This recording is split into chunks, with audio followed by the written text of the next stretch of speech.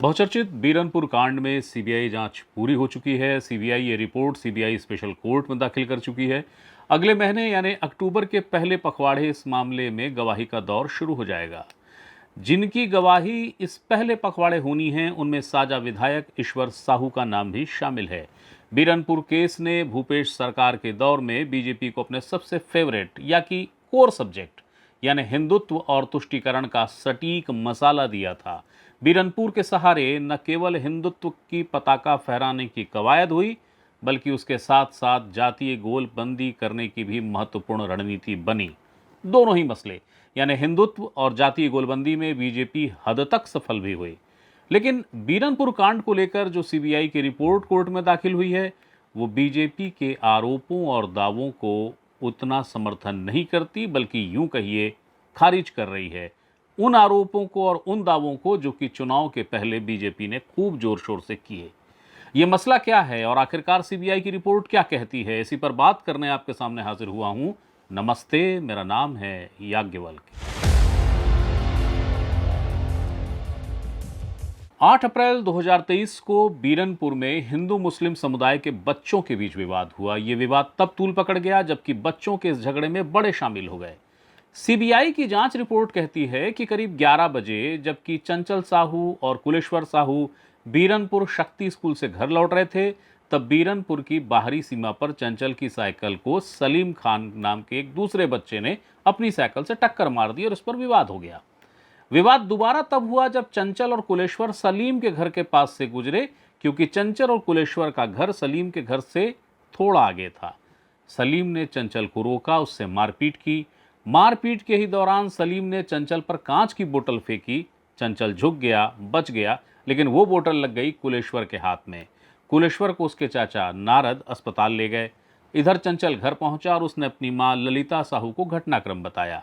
चंचल की मां ललिता जब सलीम की शिकायत करने सलीम के पिता नज़ीर मोहम्मद से मिली और उनसे बात की उन्होंने, तो नज़ीर मोहम्मद ने चंचल की मां से विवाद कर लिया और उन्हें धक्का दे दिया। विवाद बढ़ने लगा। उसको देख के गांव के लोग इकट्ठा हो गए और फौरी तौर पर मामले को शांत कराया गया। ये वही दिन था जब गांव में मौजूद शीतला माता मंदिर के जो मंदिर है वहां पे विसर्जन का कार्यक्रम था। तो इस कार्यक्रम की वजह से हिंदू समुदाय के लोग पहले से ही इकट्ठा थे। अभी ये जो विवाद हुआ, जो बच्चों का विवाद हुआ, जिसमें एक महिला के साथ बच्चे के एक पिता ने दुर्व्यवहार कर दिया, तो इस विवाद को देखते हुए गांव के प्रधान देवनारायण ने गांव में मौजूद जो नवादा मंच है, जहां पर कि मंदिर ही है उसके पास ये मंच है, बैठक बुलाने का फैसला किया। नवादा मंच पर यह बैठक करीब 1 बजे शुरू हुई। इस बैठक में हिंदू समाज के लोग शामिल थे, जाहिर है क्योंकि बैठक जो है वो मंदिर के पास थी और मंदिर से संबंधित थे, तो हिंदू समाज के लोग रहेंगे।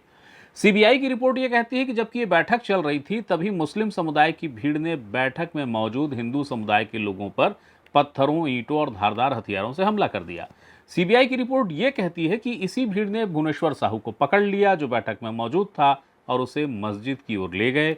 भुवनेश्वर पर ईंट, पत्थर और चाकू से हमला किया और उन्हें गंभीर रूप से घायल करके मस्जिद के सामने गली में फेंक दिया गया। सीबीआई की यही रिपोर्ट ये भी कहती है कि जब भुवनेश्वर को खींचकर ले जाया जा रहा था, तो हिंदू समुदाय के जो लोग थे वो उसको छुड़ाने के लिए आगे बढ़े थे। उसी वक्त वहाँ पे साजा के सब इंस्पेक्टर बीनू राम ठाकुर थे, जो स्टाफ के साथ मौजूद थे। उन्होंने भुवनेश्वर को छुड़ाने की कोशिश की, लेकिन उसी वक्त किसी ने उनके सिर पर पत्थर मार दिया, जिससे वो बेहोश होकर गिर पड़े। इस पथराव से वे लोग भी घायल हुए जो भुवनेश्वर को बचाने आगे बढ़ रहे थे। भुवनेश्वर को उसके पिता ईश्वर साहू, पत्नी सतीबाई, ईश्वर साहू जी की पत्नी, ईश्वर साहू के एक और लड़के कृष्णा साहू और गांव के कोटवार प्रकाश दास के साथ भुवनेश्वर को अस्पताल लाया गया, जहां पे उसे मृत घोषित कर दिया गया।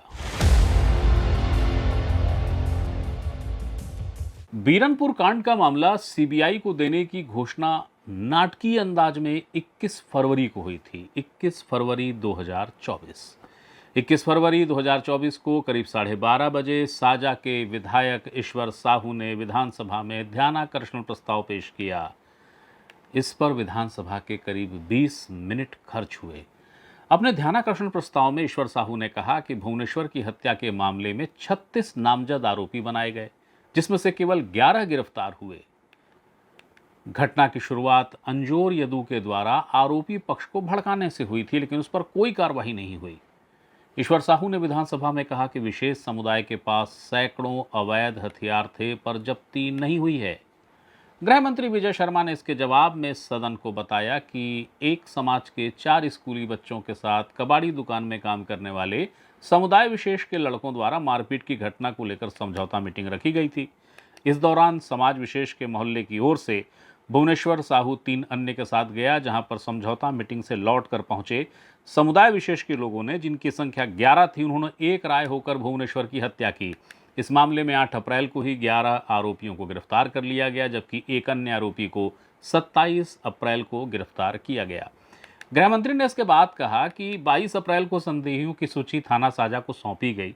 22 अप्रैल जिस समय घटना हुई, तो वो जो सूची सौंपी गई थी उसमें अंजोर यदू का नाम है। इस संबंध में विवेचना जारी है। वहीं जो 12 आरोपी गिरफ्तार हैं उनके खिलाफ चार्जशीट 5 जुलाई 2023 को ही कोर्ट में पेश कर दी गई है। इसके बाद ईश्वर साहू ने फिर से अंजोर यदू का नाम लिया और कहा कि उसके ऊपर आज तक कार्रवाई क्यों नहीं हुई। इस पर गृह मंत्री विजय शर्मा ने सदन में कहा कि जिनके संदर्भ में बात आई सामने, फिर साक्ष्य संकलन हुआ, जिनके लिए स्पष्ट हुआ उचित प्रमाण मिले, वे जेल में हैं। जिनके संदर्भ में ऐसा नहीं है उनकी विवेचना जारी है। 2 बार विवेचना करा चुके हैं, फिर करा लेंगे। यानी गृह मंत्री ने यह कहा कि अंजोर यदू का नाम कोई जांच के बाद इस स्वरूप में नहीं आया कि उसे आरोपी माना जाए या कि गिरफ्तार किया जाए। हथियारों के मसले पे जो ईश्वर साहू ने प्रश्न किया था ध्यानाकर्षण में, उसको लेकर गृह मंत्री का जवाब था कि गांव में कोई बड़ा हथियार नहीं है, इसकी जांच हो चुकी है।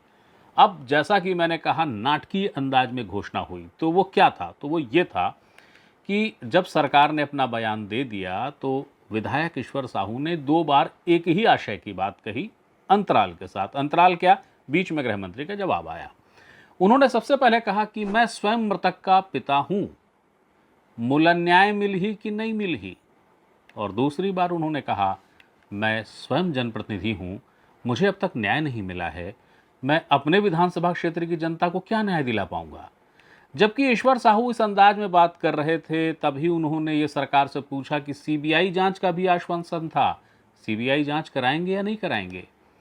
इस पर गृह मंत्री विजय शर्मा ने इन शब्दों में जवाब दिया। शब्द बहुत गौरतलब हैं, सुनिए।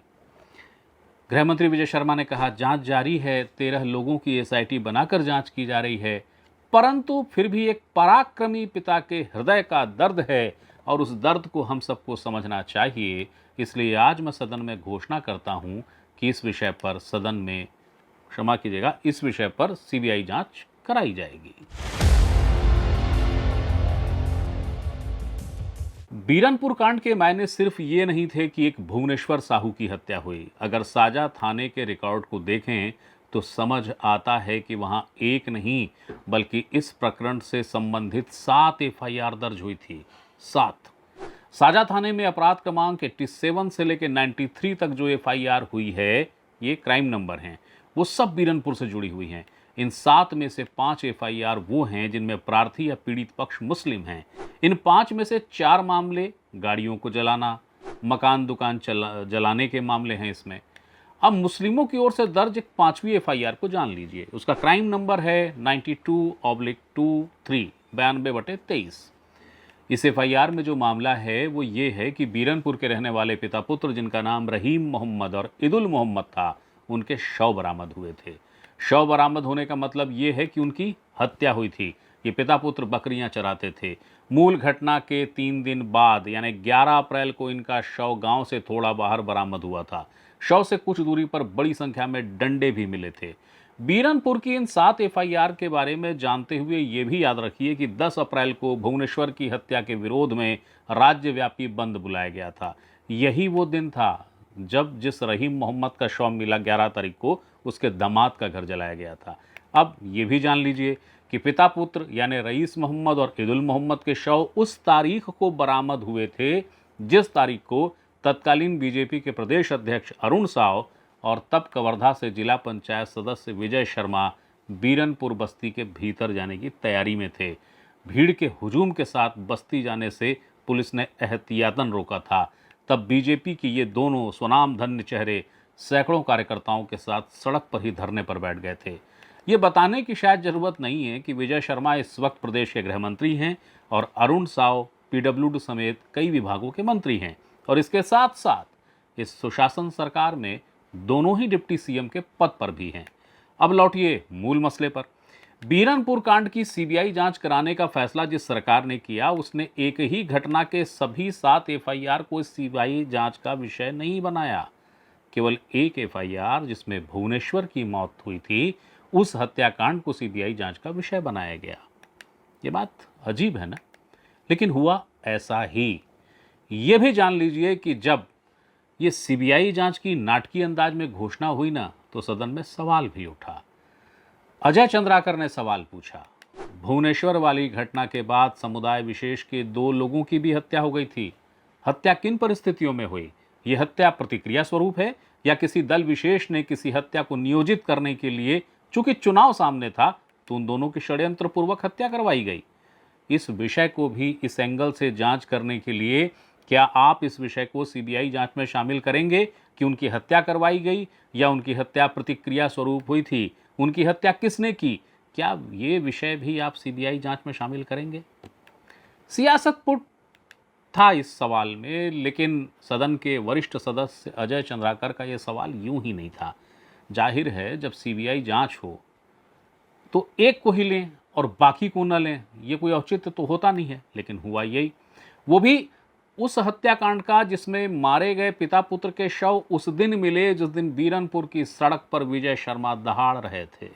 और दोनों पिता पुत्र की हत्या संभावित रूप से उस दिन हुई जिस दिन बंद का आह्वान था। और ये नहीं भूला जा सकता कि उस दौर में उग्र हिंदुत्व के प्रतीक या कि हिंदू हृदय सम्राट के रिक्त सिंहासन के पास विजय शर्मा तेजी से पहुंच रहे थे। उनकी कवायद बहुत सुर्खियों में थी कि वो इस जो एक उग्र हिंदुत्व का फेस है छत्तीसगढ़ में, वो खाली है, तो उसके इर्द गिर्द वो पहुँचें। अभी भी उनकी भूमिका कुछ झलक दिखलाती है और उसको वो स्वीकारते भी हैं। बहरहाल, तो इस बंद के आह्वान को, जो बंद था, जिस बंद के दिन ये माना जा रहा है कि वह हत्या हुई, इस बंद के आह्वान से लेकर उसे सफल बनाने में उनकी अहम भूमिका थी, यानी विजय शर्मा जी की।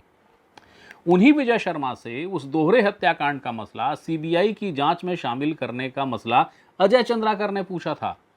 जानते हैं जवाब क्या आया? जवाब आया, 11 अप्रैल को अपराध क्रमांक 92/23 के माध्यम से ऐसे 2 मृतक रहीम मोहम्मद और ईदुल मोहम्मद के संदर्भ में चालान न्यायालय में प्रस्तुत हो चुका है। उसमें 17 लोगों की गिरफ्तारी भी हो चुकी है और अब न्यायालय में यह विषय विचाराधीन है, अतः न्यायालय के निर्णय की प्रतीक्षा करनी चाहिए। विजय शर्मा प्रदेश के गृह मंत्री जी के इस जवाब के साथ क्या ये बताने की जरूरत है कि इसके ठीक पहले जिस नाटकीय अंदाज में भुवनेश्वर हत्याकांड में सीबीआई जांच की घोषणा गृह मंत्री विजय शर्मा ने की, वो मामला भी अदालत में विचाराधीन था। आरोपी उसमें भी गिरफ्तार थे, लेकिन उसके लिए ये नहीं कहा गया कि अदालत के निर्णय की प्रतीक्षा करनी चाहिए। अब सवाल है कि बीरनपुर के भुवनेश्वर हत्याकांड में पुलिस की विवेचना और सीबीआई की विवेचना में क्या कोई अंतर है? तो पहले ये जान लीजिए कि जैसे ही भुवनेश्वर हत्याकांड हुआ, पुलिस ने एफआईआर दर्ज की साजा थाने में 87/2023, ये इसका अपराध क्रमांक है जो साजा थाने में रजिस्टर्ड हुआ था। उसके बाद ये मामला कोर्ट में गया, कोर्ट में इस पे प्रकरण चालू हो गया चलना। आरोपी गिरफ्तार ही हैं इसमें, अभी तक इनकी जमानत नहीं हुई है। इसी बीच में सीबीआई जांच की चूंकि घोषणा हुई, तो फिर मामला सीबीआई कोर्ट ट्रांसफ़र हो गया। यथावत जिस स्थिति में बेमेतरा कोर्ट में ये मामला चल रहा था, वहाँ से वो फाइल पूरी सीबीआई कोर्ट आ गई। अब सवाल है कि जो पुलिस की विवेचना है और सीबीआई की विवेचना है, क्या उसमें कोई अंतर है? तो इसका जवाब ये है कि केवल 2 बिंदुओं पर अंतर है। भुवनेश्वर हत्याकांड में साजा थाने में दर्ज एफआईआर नंबर 87/2023 में 12 आरोपी हैं, जबकि सीबीआई ने उन 12 के साथ 6 अन्य को भी आरोपी बनाया है। यानी साजा थाने की एफआईआर में 12 आरोपी हैं, तो सीबीआई की चार्जशीट में 18 आरोपी हैं। अब ये अतिरिक्त 6 आरोपी कौन हैं? तो ये आरोपी वे हैं जिनकी पहचान सीबीआई ने उन लोगों के रूप में की है जिन्होंने 8 अप्रैल को बीरनपुर के मुस्लिम मोहल्ले में साजा थाने में पदस्थ सब इंस्पेक्टर बीनू राम ठाकुर पर हमला किया था। याद कीजिए, मैंने अभी बताया आपको कि जब भुवनेश्वर मुस्लिम बस्ती में बेहोश पड़े थे या कि उन्हें मारा जा रहा था, तो बचाने की कोशिश करने बीनू राम ठाकुर बढ़े और उन पर हमला हुआ। तो वो जो हमला हुआ था उसके आरोपी जो 6 थे उनको भी सीबीआई ने आरोपी बना दिया भुवनेश्वर की हत्या में। अब सीबीआई और साजा पुलिस की चार्जशीट में जो एक और अंतर है, वो अंतर है भुवनेश्वर के साथ हुई घटना को लेकर। साजा पुलिस की चार्जशीट कहती है कि जब गांव में बैठक चल ही रही थी तभी भुवनेश्वर अपने साथी भेखलाल ठाकुर और राजा राम साहू के साथ 1:30 बजे मुस्लिम मोहल्ले में चला गया, जहां इन लोगों को छतों से पत्थर मारे गए। पत्थर से भुवनेश्वर वहीं गिर गए और तब वहां आसपास मौजूद मुस्लिमों ने उसे मारा।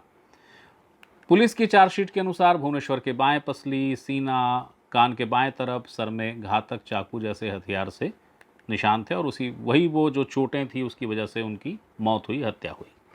याद रखिएगा कि जब विधानसभा में विजय शर्मा इस घटना का ब्यौरा दे रहे थे तो उन्होंने भी यही बात बताई कि भुवनेश्वर मुस्लिम मोहल्ले की तरफ जा रहे थे, जबकि सीबीआई की चार्जशीट सारा घटनाक्रम वही बता रही है, चोट भी वही बता रही है।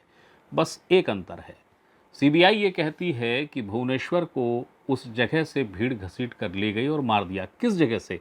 जहां पर मीटिंग हो रही थी, यानी मीटिंग वाली जगह पे भुवनेश्वर था और वहां से उसको जब मुस्लिम समुदाय के लोगों ने कथित रूप से पथराव किया तो पथराव के दौरान ही उसको खींचकर ले गए और फिर उसे मार दिया गया। सीबीआई की चार्जशीट में किसी भी राजनीतिक षड्यंत्र या किसी वर्ग को राजनीतिक प्रोत्साहन, संरक्षण देने का कोई हवाला नहीं है। सीबीआई की चार्जशीट में उस अंजोर यदू का दूर दूर तक जिक्र भी नहीं है जिसे लेकर सदन में विधायक ईश्वर साहू ने नाम लेकर आरोप लगाए। याद रखिएगा कि इसी अंजोर यदू को लेकर सदन में तब सरकार ने जवाब में साफ कहा, प्रमाण नहीं मिले। बीरनपुर कांड से अगर आप बदलाव की बात तलाशना चाहते हैं तो ये बदलाव हुआ कि इस कांड में मुस्लिम तुष्टीकरण का आरोप साजा के क्षेत्रीय विधायक और उस समय मंत्री रहे रविंद्र चौबे पर लगा। जिस अंजोर यदू का नाम बार बार सामने आया वो अंजोर यदू रविंद्र चौबे के करीबियों में शामिल थे, हैं अभी भी। बहरहाल रविंद्र चुनाव हार गए। बीजेपी ने चुनाव में प्रत्याशी के तौर पर उन्हीं भुवनेश्वर के पिता ईश्वर साहू को टिकट दिया था और इन्हीं ईश्वर साहू ने रविंद्र चौबे को चुनावी मैदान में धूल धूसरित कर दिया। न केवल साजा बल्कि प्रदेश में जो चुनाव के अहम मुद्दे थे उन मुद्दों में बीजेपी ने बीरनपुर कांड को शामिल किया, इस बात के साथ कि ये तुष्टीकरण है, ये कांग्रेस के तुष्टीकरण का उदाहरण है, वगैरह वगैरह बहुत सारी चीज़ें उसमें जुड़ी। ईश्वर साहू को सिर्फ साजा में ही नहीं बल्कि बीजेपी ने कई साहू बाहुल्य विधानसभा क्षेत्रों में एक पोस्टर बॉय की तरह इस्तेमाल किया। वो गए, उनका प्रचार में इस्तेमाल किया गया और बीजेपी को बिला शक इसका बेहद मुकम्मल फ़ायदा भी मिला। तब बीजेपी और दक्षिणपंथी संगठनों ने इसे कांग्रेस का तुष्टीकरण, कांग्रेस की शह पर मुस्लिमों का अत्याचार और मुस्लिमों के अत्याचार को सरकारी संरक्षण जैसी बहुत सारी चीज़ें बताई। लेकिन देखिए कमाल, इसी बीजेपी शासनकाल में उसी बीरनपुर कांड की सीबीआई जांच कराई गई, आदेश भी इसी शासनकाल में हुआ। इसी बीजेपी शासनकाल में सीबीआई ने जांच कर रिपोर्ट कोर्ट में सौंप दी और उसी सीबीआई ने पूरी चार्जशीट में कहीं पर भी घटनाक्रम को राजनीतिक प्रायोजित नहीं बताया। अब अगले महीने यानी अक्टूबर के पहले पखवाड़े रायपुर स्पेशल कोर्ट में इस केस में सुनवाई शुरू होगी, गवाही शुरू होगी और गवाहों में एक नाम ईश्वर साहू का भी है। सीबीआई की जो चार्जशीट है जिसके बारे में आपको मैं बता रहा था, उस चार्जशीट कोर्ट में जमा हो चुकी है और जो बचाव पक्ष के वकील हैं, वरिष्ठ अधिवक्ता हैं फरहान, मैंने उनसे पूछा कि सर इस चार्जशीट में क्या है, क्या आपने देखा है। उन्होंने जो कहा वो यहाँ है, देखिए। देखिए, जब भारतीय जनता पार्टी की सरकार छत्तीसगढ़ में बनी तो उन्होंने ये मामला जो है वो सीबीआई को फिर से इन्वेस्टिगेशन करने के लिए सौंपा था। तो सीबीआई ने इस मामले की जांच की और जांच करने के बाद उसकी चार्जशीट रायपुर स्पेशल कोर्ट में जो है जमा कर दी थी देखिए, सीबीआई ने जो स्टेट पुलिस ने पहले 12 लोगों को अभियुक्त बनाया था, उसके अतिरिक्त 6 और लोगों को अभियुक्त बनाया है और उनके खिलाफ चार्जशीट फाइल की है। सीबीआई का कहना है कि ये जो 6 लोग हैं, इन्होंने उस घटना में पत्थरबाजी की जिससे पुलिस वालों को चोटें आईं, परंतु पूरी विवेचना में सीबीआई ने अपनी चार्जशीट में इस बात का कहीं उल्लेख नहीं किया है कि ये जो है कोई राजनीतिक घटना थी या किसी राजनीतिक दल का या व्यक्ति का इससे कोई संबंध था। जो बेमेतरा में केस चल रहा था वो भी रायपुर स्पेशल जज सीबीआई के पास ट्रांसफ़र हो गया है और अब जो ये दोनों चार्जशीट को क्लब करके अब अगले महीने की 8, 9, 10 तारीख को गवाही के लिए फिक्स है। क्या इसमें ईश्वर साहू भी गवाह हैं? हाँ, पहले भी जो स्टेट पुलिस ने इन्वेस्टिगेशन किया था उसमें भी वो गवाह थे और सीबीआई की तरफ से भी वो गवाह हैं। तो ये जो 8, 9, 10 की तारीख है, क्या उसमें उन्हें बुलाया जाएगा? हाँ, उनको सम्मन्स करने का आदेश तो हुआ है। तो बीरनपुर कांड और बीरनपुर कांड के साथ साथ जो सियासत और जो बाकी चीज़ें हैं वो और सीबीआई की रिपोर्ट जो कोर्ट में पेश हुई है, एक महत्वपूर्ण था घटनाक्रम, एक महत्वपूर्ण जानकारी थी, अहम सूचना थी और जाहिर है हर महत्वपूर्ण सूचना और हर महत्वपूर्ण जानकारी पे अधिकार सिर्फ आपका है, मैं सिर्फ माध्यम हूँ। तो वही सूचना वही जानकारी देने आपके सामने हाजिर हुआ था। और हाँ, वो जो पिता पुत्र मुसलमानों की हत्या हुई, वो जो मसला कोर्ट में है, वो भी अपने आप में एक कहानी है। हम उसको भी जल्द आपके सामने लाएंगे और कोई टिप्पणी तो यूं भी मैं नहीं करता, उस पर भी नहीं करूँगा। जो तथ्य हैं जिसके हमको अभिलेखों का इंतज़ार है, हम उनका वेट कर रहे हैं, वो कागज़ हमारे पास आ जाएं, हम उसको भी आपके सामने प्रस्तुत कर देंगे। निर्णय आपको करना है, समझना आपको है कि चीज़ें क्या बता रही हैं, क्या संकेत दे रही हैं। आखिर आप सुधी दर्शक हैं और हमारे लिए बेहद सम्माननीय भी। आप सब जानते हैं, सब समझते हैं। तो फिर किसी नई खबर के साथ मैं फिर हाजिर होऊंगा। तब तक के लिए प्रणाम।